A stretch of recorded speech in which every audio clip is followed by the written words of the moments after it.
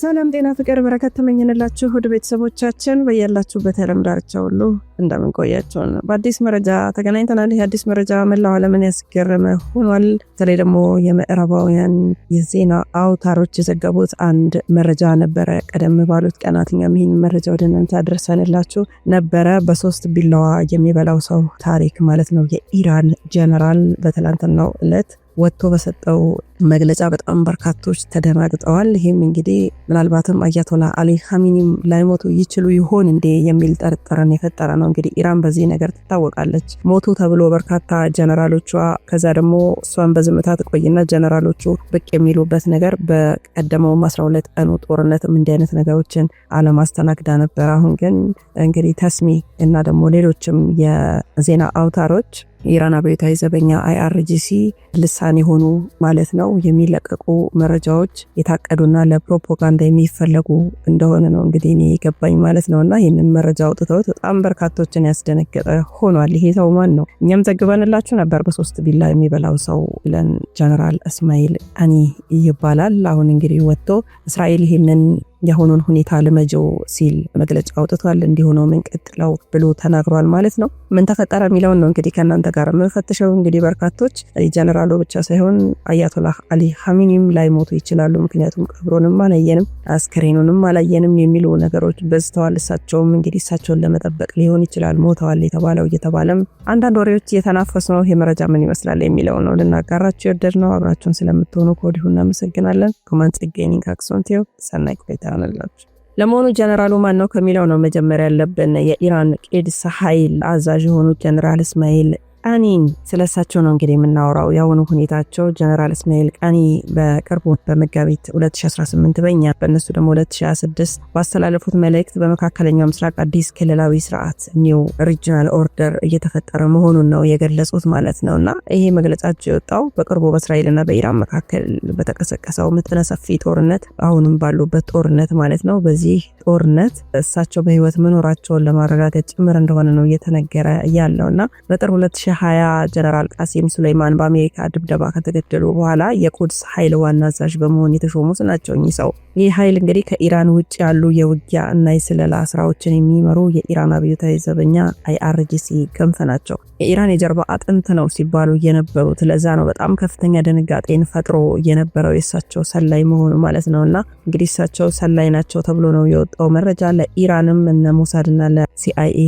ለአሜሪካ ክንፎች ይሰለላሉ ተብሎ ነው የተነገረው የነበረው በምዕራባውያን ሚዲያ እንዲሁም በአረብ ሚዲያዎችም ሲነገር ነበር። ይህንን መረጃኛም አድርሰናችሁ ነበረ ማለት ነውና በ2024 እና 2025 መጨረሻ ጀነራል ቃኒ በእስራኤል ጥቃት ተገድለዋልም የተባለበትም ጊዜ ነበር። ቀደም ሲል ሰላይ ናቸው ተብለዋል። በኢራን ታስረዋል። በኢራን እየተመረመሩ እያሉ ከፍተኛ የሆነ ጫና ስለነበረ ሞተዋል። ግማሹ ደግሞ አይሲ ውስጥ ናቸው ይላል፣ ግማሹ ደግሞ እስራኤል እና አሜሪካ መጠለያ ሰጣቸው እዛ ነው ያሉት ይባል ነበረ። በዛ ሁሉ ወጠንቀጥ ውስጥ እንግዲህ ግን የት እንዳሉ እርግጠኛ አይደለንም ብያችሁ ነበር በቀደም። በእስር ቤት ሊሆኑ ይችላሉ፣ ሞተው ሊሆን ይችላል፣ እስራኤል አሜሪካ እንግዲህ መጠለያ ሰጥተዋቸው እነሱ ደብቀዋቸው ሊሆን ይችላል የሚሉ ግምቶች አሉ ብያችሁ ነበርና በአሁኑ ወቅት እንግዲህ በመካከለኛው ምስራቅ ባለው ከፍተኛ ውጥረት ምክንያት የእሳቸው እንቅስቃሴ መግለጫዎች በዓለም አቀፍ መገናኛ ብዙሃን በቅርብ ክትትል እየተደረገባቸው እንዳለ እየተነገረ ነበረ። ይህንን ሁሉ ሰብረው እንግዲህ ሰውየው በህይወት እንዳሉ እንደውም በጣም በቆራጥነት የሰጡት መግለጫ በጣም ጠንካራነት ይታይባቸው ነበረ ማለት ነውና ባለፉት ጥቂት ወራት ጀነራል ቃኒ ለCIA ለሞሳድ መረጃ አሳልፈው ይሰጣሉ የሚል ወሬ የገነነው። በተለይ ደግሞ በእስራኤል የሚፈጸሙ ጥቃቶች የኢራንን ከፍተኛ መሪዎች የሚደግፏቸውን ታጣቂ ቡድኖች እንደ ሂዝቦላህ ያሉ ኢላማ ያደረጉ እጅግ ትክክለኛ መሆናቸውን ተከትሎ ነው። እንደውም ታስታውሱ ከሆነ ከደቂቃዎች በፊት እነዚህ አያቶላ አሊ ኻሜኒ ከነ ሙሉ ቤተሰባቸው አንድ ልጃቸው ሲተርፍ ሲገደሉ እሳቸው ስብሰባውን አቋርጠው ለጥቂት ደቂቃዎች ወጣ ብለው ነበር። በዛ ሰዓት ነው ጥቃቱ የተፈጸመው ተብሎ ቃል በቃል ነበር የተዘገበው ማለት ነው እሳቸው። ስለዚህ እያንዳንዱ ጀነራሎች ሲገደሉ እሳቸው ለጥቂት የሚያመልጡበት ጉዳይ ሰላይ ስለሆኑ ነው። ከሰላዮቹ ደግሞ መረጃ ስለሚደርሳቸው የግድያውን ቦታ ጥለው ይወጣሉ የሚል መረጃ ነበር የወጣው። ምርመራውን በኢራን አብዮታዊ ዘበኛ IRGC ውስጥ ከፍተኛ የደህንነት ክፍተት መኖሩን ተከትሎ ጀነራል ቃኒ ለጥያቄ ተጠርተው እንደነበረ ለተወሰነ ጊዜ ከህዝብ እይታ ተሰውረው መቆየታቸው ጥርጣሬውን አባብሶት ነበር ማለት ነውና በተለይ ደግሞ ከፍተኛ የደህንነት መኮንኖች በቁጥጥር ስር መዋላቸው የኢራን ማለት ነው። ነገሩ ጀነራሉ ራሳቸው ሳይቀሩ በቤት እስራት ላይ ናቸው ወይ ደግሞ ምርመራ እየተደረገባቸው የሚሉ ከፍተኛ የሆኑ በጣም ሰፊ የሆኑ ዘገባዎች እንዲሰራጩ ተደርጎ ነበረ። እንግዲህ በዛሬው ዕለት ደግሞ ጀነራሉ በይፋዊ መድረክ ላይ መታየታቸው ትልቅ የፖለቲካ መልእክት አለው ማለት ነው። በይፋ መታየታቸው በኢራን መንግስት በኩል መሪዎቻችን ታማኝ ናቸው፣ በመካከላችን መከፋፈል የለም የሚል ምላሽ ለመስጠት የታለመ ነው። ግማሹ ደግሞ በነገራችን ላይ አውቀው ነው ይሄንን የምታረገው ኢራን እየተባለ ነው። ሰውየው እንደተባለው በሶስት ቢላም ይበላ ነው፣ ነገር ግን ኢራን አውቃ ነው ይሄን ያደረገችው የሚሉ አሉ ማለት ነው። ሌላ ስነ ልቦና ጦርነት ነው። ጀነራሉ መታየታቸው በደጋፊዎቻቸው ዘንድ መረጋጋትን ለመፍጠርና በተቃራኒው ደግሞ ቃኒ ተይዘዋል ብለው ሲዘግሙ ለነበሩ የምዕራባውያንና የእስራኤል መገናኛ ብዙሃን የተሰጠ የተግባር ማስተባበያ ተደርጎ ይወሰዳል ማለት ነውና እንግዲህ ጀነራሉ ቢታዩም እንኳን በደህንነት ተንታኞች ዘንድ በጣም በርካታ ጥያቄዎች እየተነሱ ነው። አሁንም አንደኛው የስልጣን መጠን ተነስቷል። ጀነራሉ የታዩት ለፕሮፓጋንዳ ስራ ብቻ ነው ወይስ አሁንም ሙሉ በሙሉ የኦፕሬሽን ስልጣን ላይ ናቸው የሚለው ገና ግልጽ አልተደረገም። የውስጥ ማጣሪያም ያደረጉ አሉ። የኢራን የደህንነት መዋቅር ውስጥ ያለው የአይጥ ፍለጋ ገና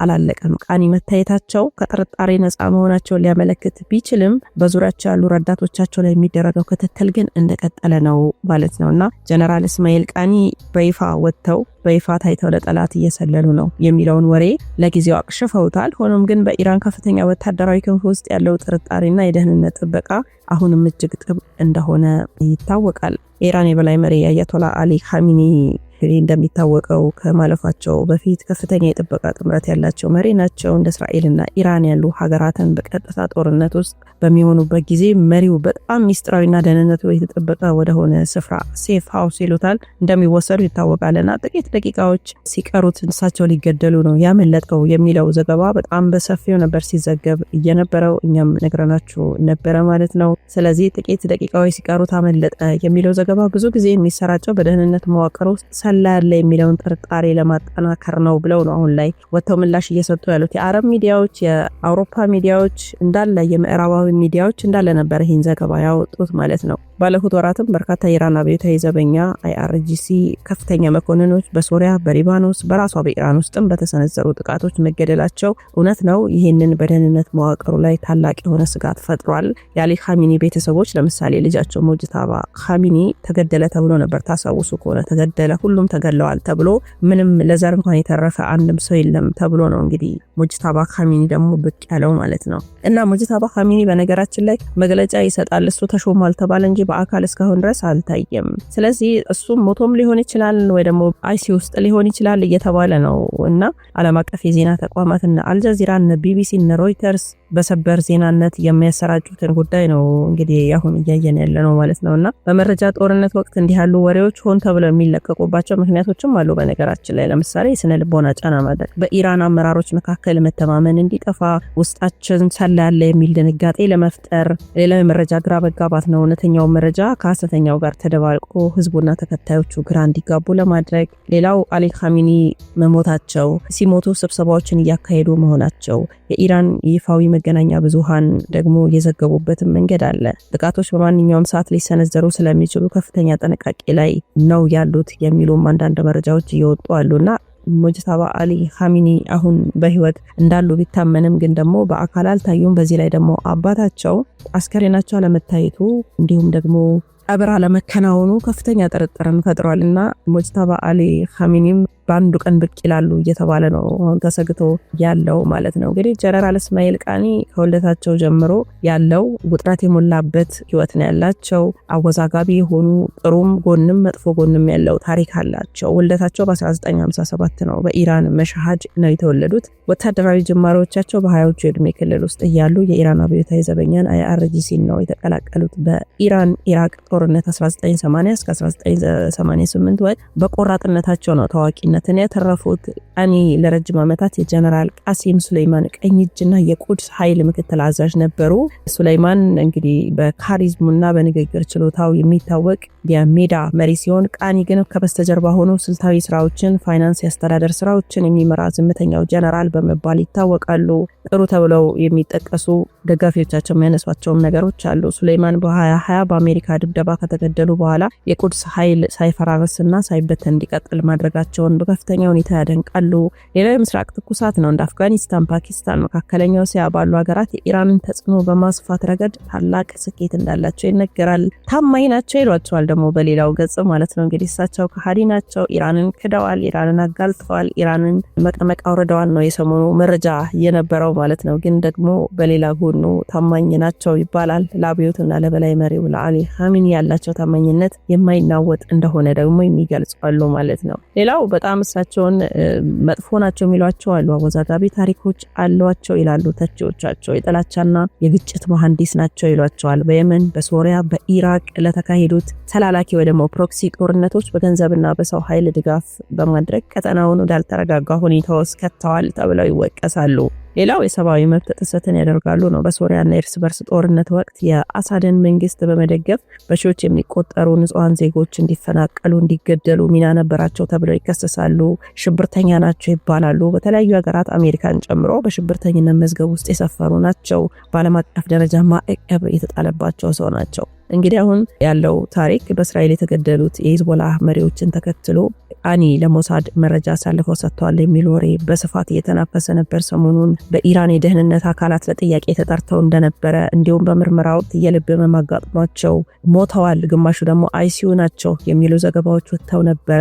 ዛሬ እንግዲህ ሚያዝያ 2 2026 መታየታቸው የታዩት በእርግጥ ትላንት ነው። ይሄ መረጃ ነው እንጂ አሁን ያወጣንላችሁ ከዚያ ከጥርጣሬ ነፃ መሆናቸውን ወይ ደግሞ ለጊዜው ለፕሮፓጋንዳ ተብሎ እንዲታዩ መደረጉን ያሳያል ማለት ነው። አሁን የሁሉ የተናፈሰ ወሬን ለመምታት ኢራን ያደረገችው ነገር ነው እንጂ አዎ ሰውየው በ3 ቢላ የሚበሉ ናቸው የሚሉም ጉርምርምታዎች አሉ ማለት ነው። ውድ ቤተሰቦቻችን እንግዲህ ኢራን ምን ያህል የስነ ልቦና ጨዋታ እንደምታረግ እዚህ ላይ ልብ ይለዋል። ቃኒ ከሱሌይማን የሚለዩት በስልታዊ ጭካኔያቸው ነው። በጣም በርካቶች የሚያነሷቸው ሱሌይማን ፊቱን ለካሜራ ይሰጥ ነበረ። ቃኒ ግን በሊባኖስ በየመንና በኢራቅ ያሉትን የሞት ቡድኖች በገንዘብ በቴክኖሎጂ በማስታጠቅ ረገድ ዋናው መሐንዲስ እንደሆኑ ነው የሚነገርላቸው። በሶሪያ ጦርነት ወቅት በሺዎች የሚቆጠሩ ንጹሃን እንዲታረዱ ትዕዛዝ በማስተላለፍ ስማቸው በደም የተጻፈ ነው ይሏቸዋል። ሌላው የአይጥ ፍለጋና የልብ ድካም ድራማ የሚል ርዕስም ወጥቷልና ባለፈው ወር መጋቢት 2026 ቃኒ ለሲአይኤ እና ለሞሳድ መረጃ አሳልፈው ሰጥተዋል ተብለው ሲጠረጠሩ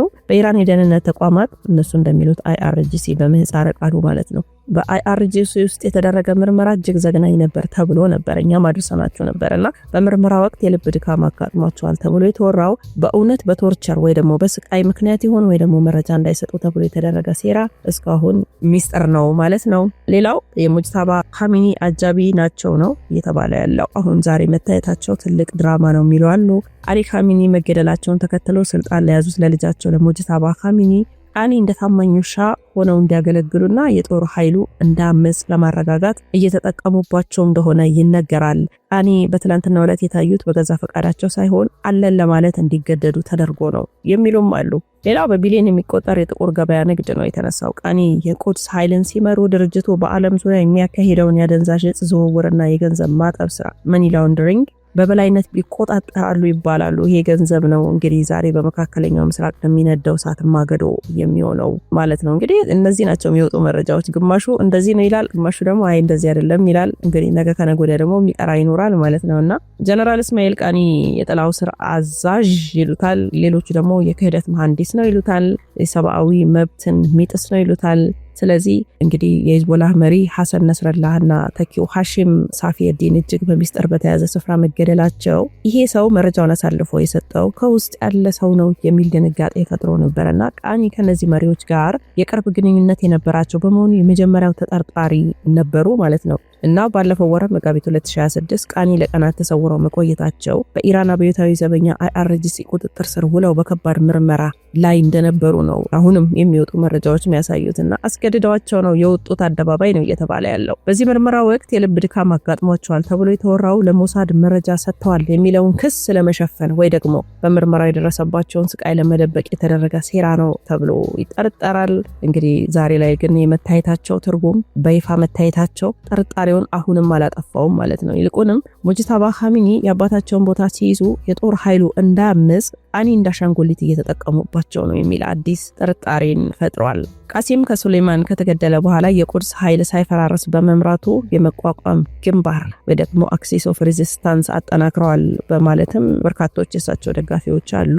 የሆነው ሆኖ እንግዲህ እኚህ ሰው ሞተዋል፣ ተገድለዋል፣ አሜሪካና እስራኤል አሽሽታቸዋለች ሲባል እሳቸው ብቅ ብለው የወጣው መረጃ ለእስራኤልና ለቀጠናው ያስተላለፉት መልእክቱ እስራኤል እየተሸነፈች ነው፣ እኛ ደግሞ ጠንካራ ነን የሚል የተለመደ የጦርነት ቃና ቢኖረውም ትልቁ ዓላማው ግን ቃኒ በህይወት አሉ፣ አልታሰሩም፣ አልከዱም የሚል ምስልን ለመፍጠር ነው። በሁለትና በሶስት ቢላዋ ነው የሚበላው ይሄ ሰው የሚሉት ደግሞ በኢራን ጦር ውስጥ ቃኒ ሰላይ ነው የሚለውን ወሬ የፈጠረውን መከፋፈል ለማከም ተስሚ ሆን ብሎ ጀነራሉን ጀግና አድርጎ አቀርቦታል የሚሉ ተቺዎችም አሉ። ተስሚ እንግዲህ የኢራን አፍ ማለት ይቻላል፣ ይሄ መረጃ ቋት እና ለእስራኤልና ለአሜሪካ የሚተላለፈው ዛቻም ቃኒ ከነሱ ጋር ያለውን ሚስጥራዊ ግንኙነት ለመሸፈን የተደረገ የጭስ መጋረጃ ነው ተብሎ ይጠረጠራል። ተስሚ ይሄ የዜና አውታሩ ማለት ነው ቃኒን እንደ ጠንካራ መሪ ቢዘግበውም በምርመራው የደረሰበት ስቃይና የልብ መሞሬ ግን አሁንም አልበረደም ማለት ነው። ዛሬ የታየው ቃኒ ተስሚ እንደሚለው አንበሳ ሳይሆን ተመቷል ነው እያሉ ያሉት እና ከጀርባ ሆነው ገፍተውት ነው እንጂ ይሄ የራሱ መረጃም አይደለም እያሉ ነው ያሉት ማለት ነው። ለማንኛውም ኢራን እንግዲህ በእንደዚህ አይነት ስራዋ ትታወቃለች። ሞቱ የተባሉ ሰዎችን እንኳን ወዲያው እናሰጥም፣ ሞቱም አልሞቱም አትልም፣ በዝምታ ነው የምትቆየው። ከዛ ግን ሞቱ የተባሉ ሰዎች በጣም ብዙ ከተራገበ በኋላ ኢራን እነዛን ሰዎች ጎትታ የማውጣት የቆየ ልምድ አላት ማለት ነው። ቤተሰቦቻችን ይሄ ጀነራል ሞቷል ወይ ተሰዷል ወይ እስር ቤት ነው ወይ የቁም እስረኛ ነው ሲባል እሱ ወጥቶ እኛ ደህና ነን እስራኤል ልመጂው ከዚህ በኋላ ደሞም ተሸንፋለች ሲል ነው መረጃ ያወጣው ማለት ነው።